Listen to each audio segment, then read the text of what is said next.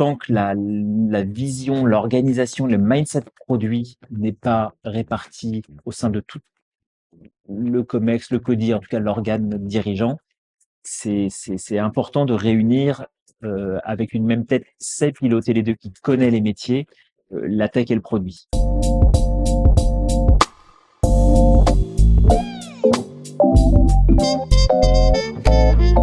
Bonjour à tous, bienvenue dans Product Leader Stories. Product Leader Stories, c'est la web-série qui vient se plonger dans l'univers des plus grands leaders du product management au sein des plus belles organisations françaises. Durant 1 heure, je vais avoir le plaisir d'interviewer les plus grands leaders du produit qui vont présenter leur vision, leur parcours, leurs enjeux d'aujourd'hui et de demain ainsi que leurs challenges. Je suis Martin Cantonloga, CEO et cofondateur d'Upvisory. Upvisory, c'est une agence conseil spécialisée dans le product management et l'accompagnement produit des grandes organisations. Notre mission, c'est de transformer ces organisations et faire de leurs produits digitaux de véritables succès. J'espère que ces témoignages vous inspireront. Et maintenant, place à l'épisode. Et du coup, aujourd'hui, j'ai le plaisir de recevoir Nicolas. Nicolas, un grand merci de nous donner de ton temps un petit peu et de nous parler de tout ça et d'accepter notre invitation. Du coup, première question évidente, c'est est-ce que tu peux te présenter ? Oui, merci pour l'invitation. Je suis ravi d'avoir ce moment avec toi et de parler produits. Donc, Nicolas Silberman, je suis aujourd'hui directeur de la Digital Factory chez BPI France. On reviendra un petit peu de ce que ça veut dire et de nos missions.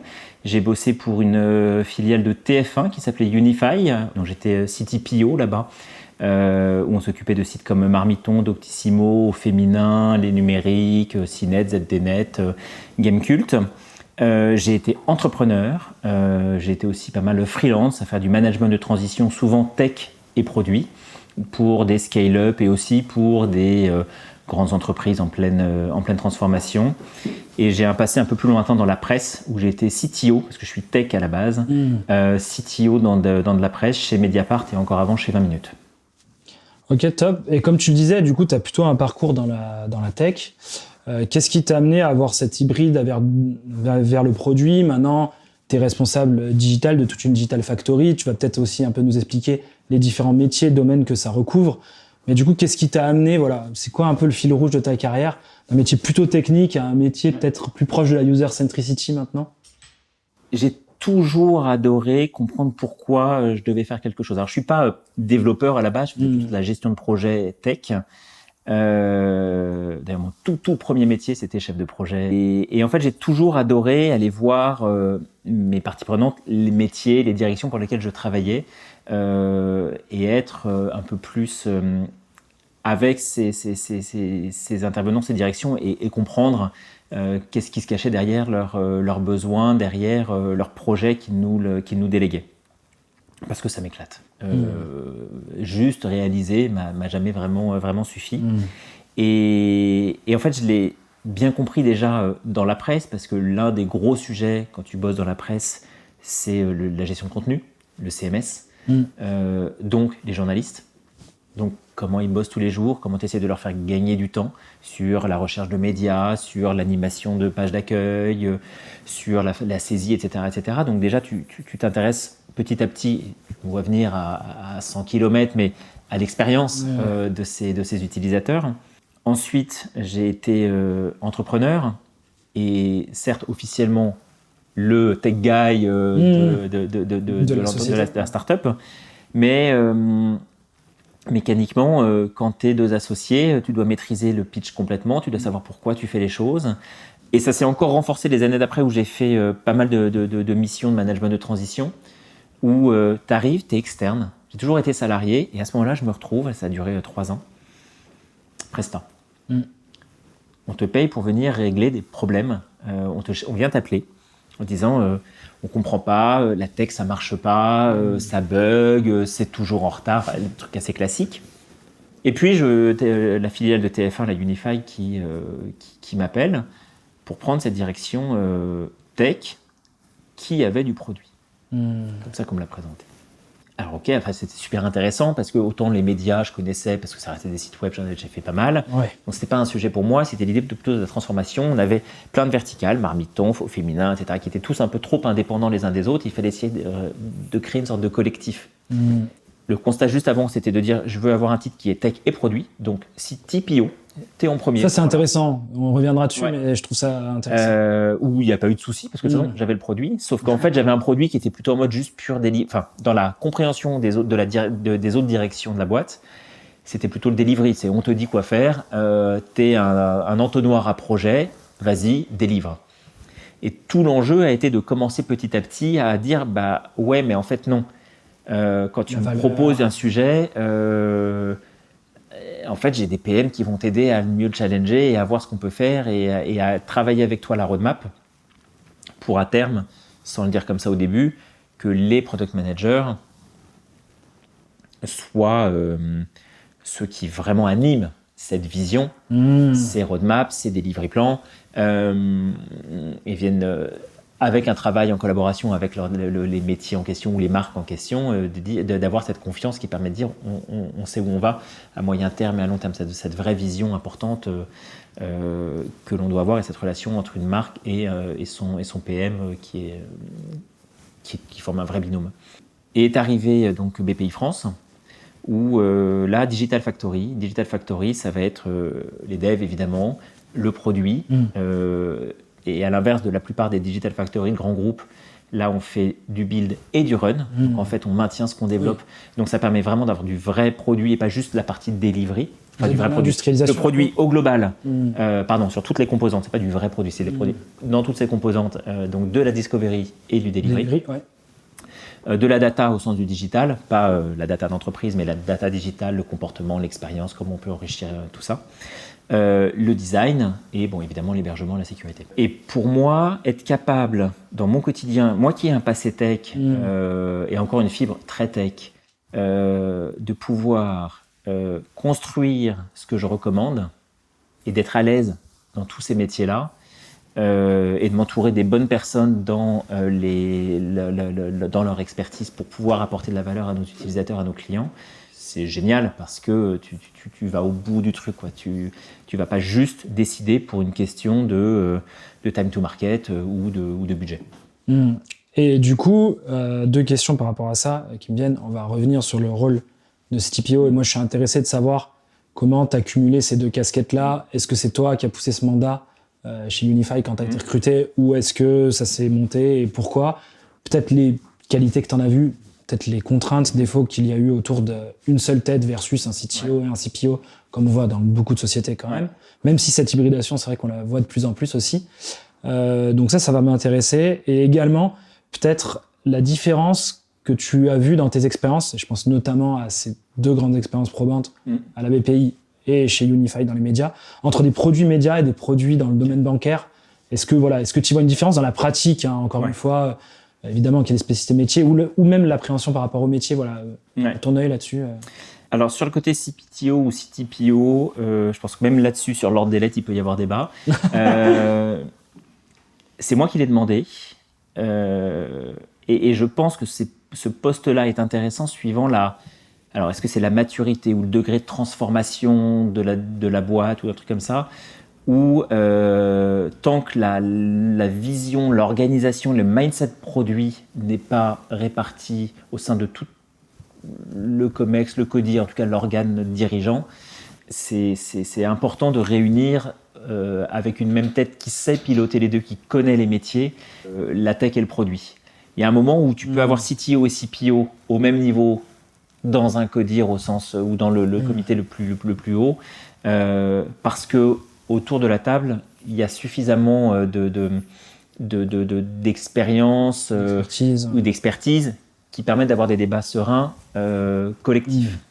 Quand il n'y a pas encore ça, quand il y a encore un mix entre vraiment j'exagère un peu, mais les fonctions support, souvent sous la DAF, la direction financière, avec l'informatique, des SI ou ce que tu veux. Alors, c'est pas ce qu'on a, mais où tu vas plutôt passer des commandes et on va réaliser des choses, et c'est du mode projet, tout aussi intéressant, tout aussi complexe, des enjeux de dingue et tout, mais c'est du mode projet, donc c'est pas évidemment le même angle, la même approche.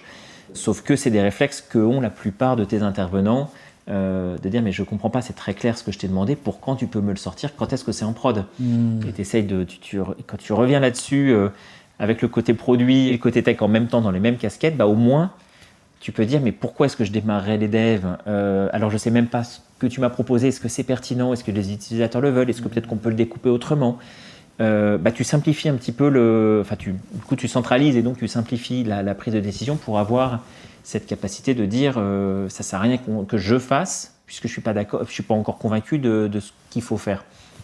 Et du coup c'est extrêmement constructif, mais au moins tout est réuni au même endroit. Et tu n'es pas seul face à toi-même.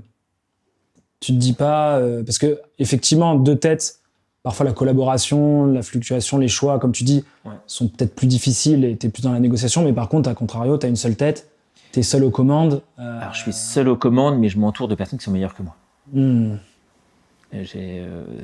En termes d'expertise profonde, tu veux dire, sur le sujet. Je suis pas le meilleur, je suis pas le meilleur tech, je suis pas le meilleur produit, mais je suis complètement à l'aise dans tous ces environnements-là, et j'ai aucun souci à avoir des individualités qui sont beaucoup plus expertes et capables de piloter leurs équipes avec légitimité, parfois même beaucoup plus forte. Moi, ce que je sais, c'est que je suis à l'aise là-dedans, je suis capable de gérer ces différents métiers-là et d'en produire la bonne valeur et de faire en sorte qu'ils avancent ensemble, et ça, c'est le plus important. Bah donc voilà, et chez BPI France, on a la chance, nous, d'avoir une bonne autonomie sur toute la partie digitale, d'être vraiment en charge des parcours chez BPI France. De A à Z. Ouais, la plupart des parcours de nos clients. Nos clients, ça va être évidemment les entrepreneurs, les patrons, mais ça va être aussi des chargés d'affaires, chargés de financement, d'investissement. Ça va être des conseillers bancaires, des conseillers régionaux qui vont piloter des offres des suivis de prêts par rapport à des entreprises de leur secteur ou de leur région ou des choses comme ça. Donc on leur fournit énormément d'outils, des outils d'aide au diagnostic. On a aussi des parcours de prêts digitaux, 100% digitaux, pour les TPE, pour des questions de transformation numérique, de questions de climat ou de trésorerie, de choses comme ça. Donc on a différents types de clients. On a maintenant le particulier, où on a lancé un fonds de fonds. Donc on a une typologie de clients assez variée, mais au final, moi je ne viens pas d'un monde bancaire. Tu fais quand même des choses avec la même dynamique, juste tu te réorientes dans tes priorités. Celles-là, elles font du sens, beaucoup plus en tout cas, mais c'est pas pour autant un mauvais... c'est du business derrière, il n'y a pas de souci. Mais d'un point de vue technicité, tu fais quasiment la même chose. Grand groupe, plus ou moins de difficultés à expliquer pourquoi tu le fais comme ça, pourquoi tu peux dire non, pourquoi quand tu as quelqu'un qui te dit « j'ai une idée », parce que je sais, bah, tu n'as fait que 20% du job, tu as encore 80% de confirmation à trouver d'une façon ou d'une autre, de la discovery, tout ce que tu veux pour y arriver. Où là, il y a peut-être un peu plus d'enjeux de politique parce que les boîtes sont très très grandes. Dans les médias, ça va être un petit peu plus... un peu moins complexe, il y a moins de réglementaires, moins de conformité, moins de juridique. Moins de contraintes légales, ok. Il y a la partie RGPD, évidemment. Mais ce n'est pas les mêmes contraintes légales qui te permettent de tester plus rapidement et d'avoir un impact direct parce que tu as changé ta galerie photo, ton diaporama, il va être fait différemment, qui fait que il va y avoir tout d'un coup 25 pages vues par visite au lieu de 14 et puis un taux de revisite de je ne sais quoi. Ok, top. Et du coup, comme tu le sais, un des objectifs de cette petite émission entre nous, c'est de comprendre un peu les spécificités. De faire du produit, de la discipline du product, comment elle s'adapte à des grands comptes. Toi, ta vision là-dessus, quelle est-elle ? Est-ce que tu vois des grandes différences ?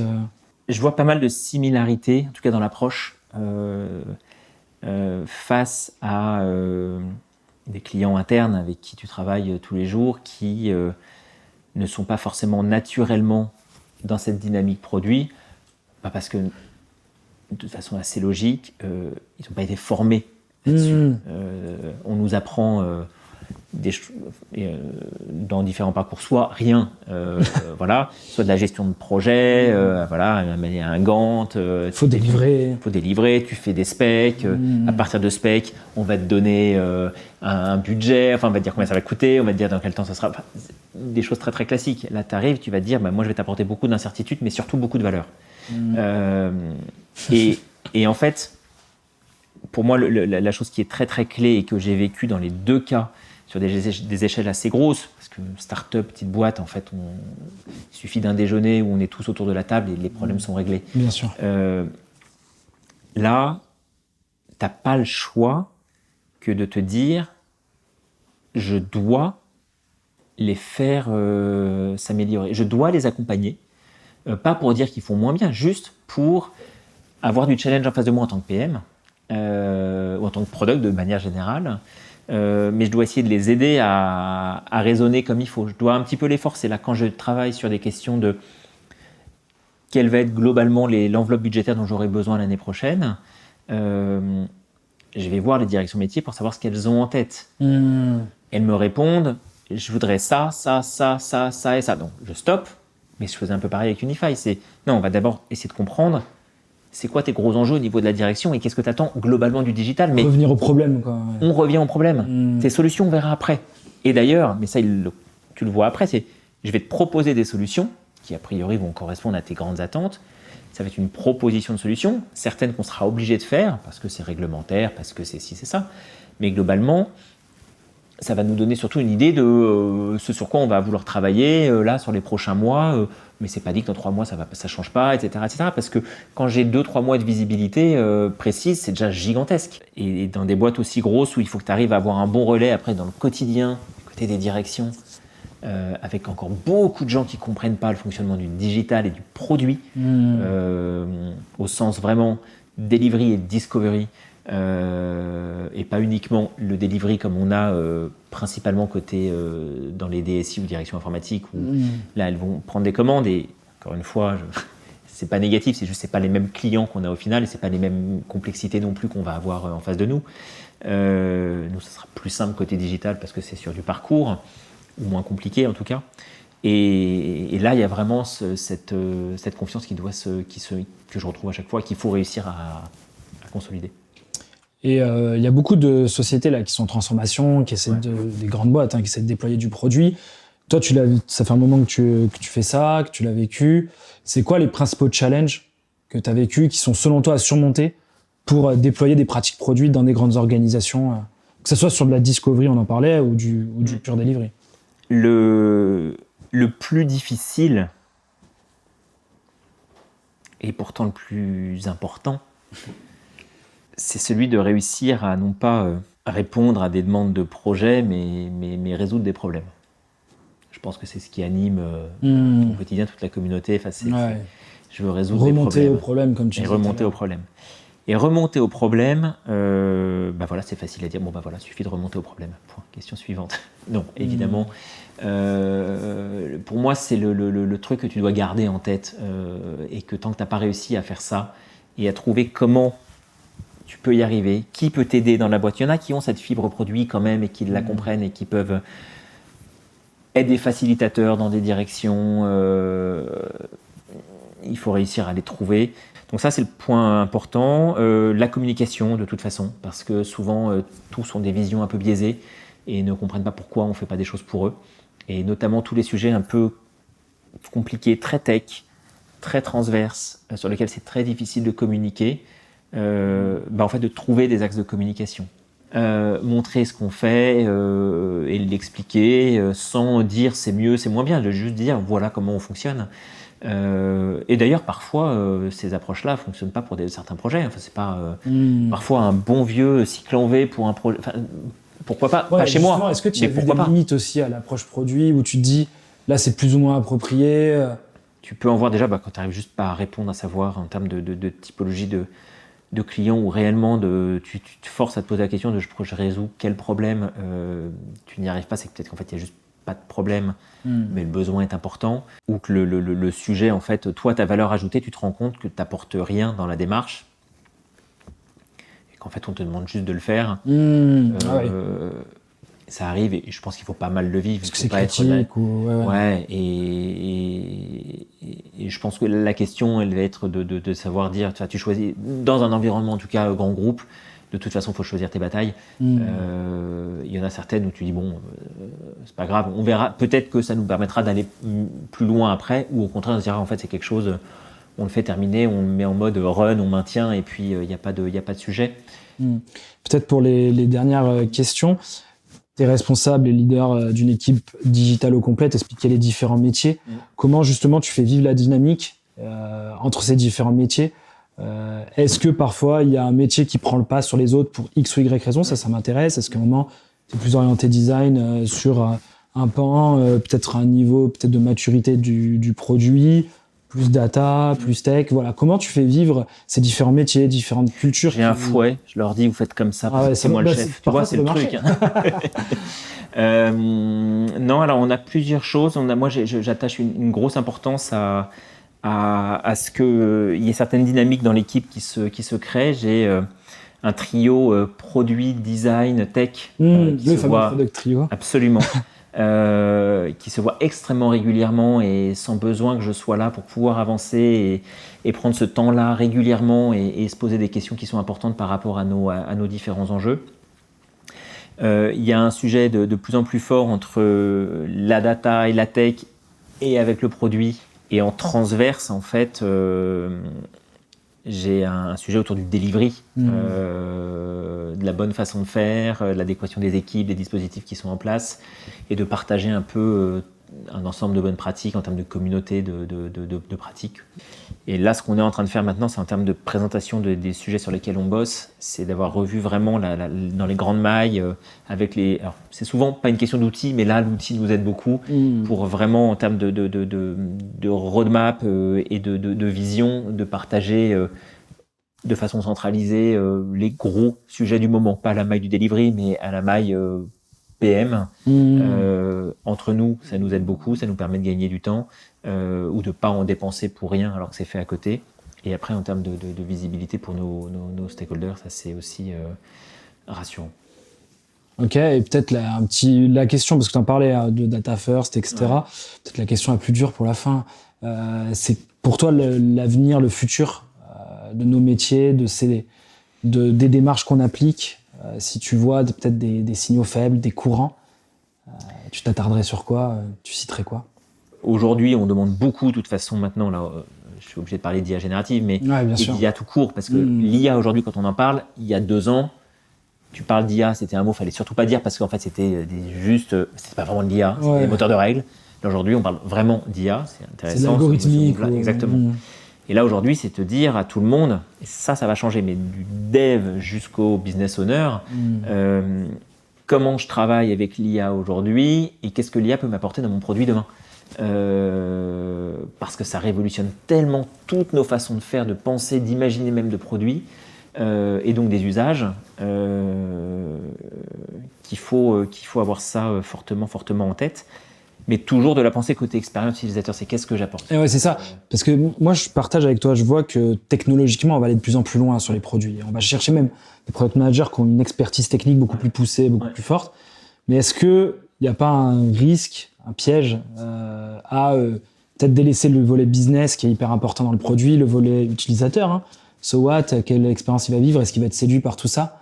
Est-ce qu'on va pas se perdre dans la complexité technique Si, on risque de se perdre dans cette complexité technique si on n'a pas quand même voire 2 pieds quand même ancrés dans le business ou l'intérêt, l'expérience derrière ce qu'on veut apporter. C'est comment cette technologie va apporter quelque chose à mon utilisateur final. Comment on passe du côté très hype dans lequel on est en train progressivement de redescendre avec l'IA générative et la blockchain est complètement redescendue à quelque chose de beaucoup plus mature qui vient dire tiens, je l'intègre dans ma réflexion et qu'est-ce que ça peut apporter. Ça vient renforcer encore plus le rôle du produit. Peut-être avoir cette technicité du côté PM, mais aussi un renforcement des PMM pour la partie marketing et compréhension et qu'est-ce que je peux apporter aux équipes business pour leur permettre d'améliorer leurs différents indicateurs de succès. Mais avec cette vision produit et donc de l'expérience et de ce que je mesure comme étant une bonne expérience de mes utilisateurs. Super chouette. Tu as un petit mot pour la fin, petite conclusion Presque ce que je disais au début dans ce qui vraiment me drive le plus et ce qui fait que en tout cas moi j'arrive à embarquer plus de monde et à m'éclater dans ce que je fais, c'est cet exercice de communication et d'un maximum de transparence pour faciliter l'ouverture de portes et le passage de marches qui sont Et tout ça à l'échelle de Et tout ça à l'échelle de très 300 personnes, tu disais. Pour la Digital Factory, 300 personnes. Sans embarquer les stakeholders. Et on bosse avec la DSI fortement parce qu'ils nous fournissent toutes les couches basses. Et là, ils sont, je sais plus, 1200, enfin beaucoup. BPI, on est 6000. Voilà, donc à notre petite échelle, qui est déjà assez importante de 300 personnes, on essaye d'apporter des choses, mais qui sont techniquement moins complexes qu'une DSI. C'est ça, ce qu'on se dit. Mais en termes de visibilité, du coup, on a un autre enjeu, c'est l'expérience au final. C'est ça qu'on voit. On est la vitrine, mais il faut qu'elle tienne. Peut-être le mot de la fin, c'est génial. Nicolas, merci beaucoup. Et merci à toi. Merci d'avoir accepté cette invitation. Merci d'avoir pris ton temps et de nous avoir expliqué ça. C'était super riche. Plein d'enseignements, je trouve, sur ta vision du produit, les changements, on l'a évoqué, les KPI différents, des users différents entre ce que tu as connu dans les médias, ce que tu as connu dans le bancaire, des contraintes différentes. Super intéressant sur ta pratique du product, comment on convertit les gens, comment on collabore. Je trouve le mot collaboration avec la DSI, les stakeholders. C'était vraiment très, très, très, très riche, je pense. Merci d'avoir écouté cet épisode. Si cet épisode de Product Leader Stories vous a plu, je vous conseille de vous abonner à votre plateforme d'écoute favorite, telle que YouTube, Spotify. Ça vous permettra d'être alerté et de pouvoir visionner automatiquement les prochaines sessions. Si vous rencontrez une problématique produit ou autour de votre organisation produit, Upvisory et moi-même, nous tenons à votre disposition pour échanger sur le sujet et ça sera un grand plaisir de vous accompagner. Et on se dit à très bientôt pour un prochain épisode de Product Leader Stories. Allez, bye!